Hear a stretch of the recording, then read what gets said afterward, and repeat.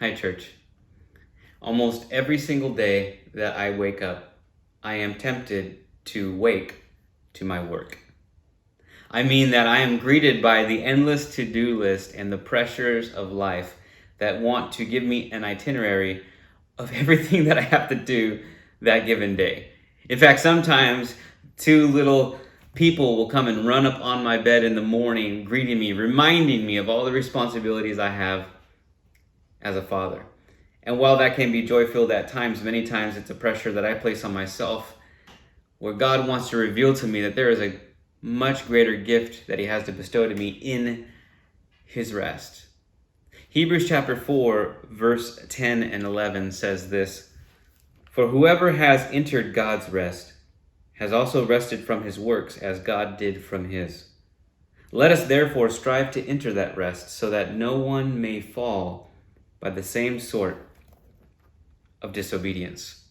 I love that it says, let's enter God's rest, not our rest, not some state of calming ourselves down. No, it's God's rest that we're entering into. And it says, in the same way that he rested. What is that referring to? Well, it's referring to Genesis chapter 2, the creation account, where God creates the heavens and the earth in the first 6 days, and on the seventh day he rested. He's showing us his reign over creation, but he's also resting on the seventh day as an example to us as human beings. Even to Adam and Eve, they were created on the sixth day, and their first full day in existence is in a state of rest. He didn't create them and say, okay, now get to work. Go and prove yourself to me. Go and show me that you have purpose. No. He said, I've created you. You're my children, and you will rest with me.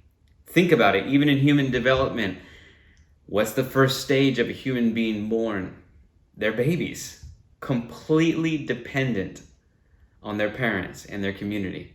Then they become toddlers, and they're still not doing anything. Even for some of the adolescents and teenagers, many of you would attest, they still are completely dependent on you.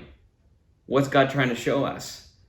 That he's trying to orient us, even in our human development, to a place of dependency and a place of rest.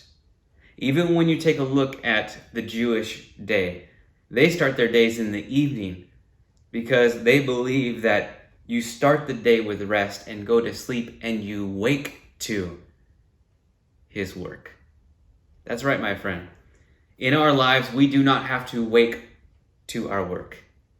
We have the gift of God's rest to enter into, knowing that every evening when we cease our work, when we calm down and let our thoughts collect, we can reflect on our King who reigns over all creation and has given us this gift of his rest, knowing that when we close our eyes and go to sleep, he is still at work. He is the God who never rests. And when we wake, we don't have to wake to our work. We get to wake to his work. And we get to have faith that God is in control, and we don't have to be overwhelmed by all the things that are begging for our attention and wanting our peace, because God is asking us to enter his rest. God bless you, my friends.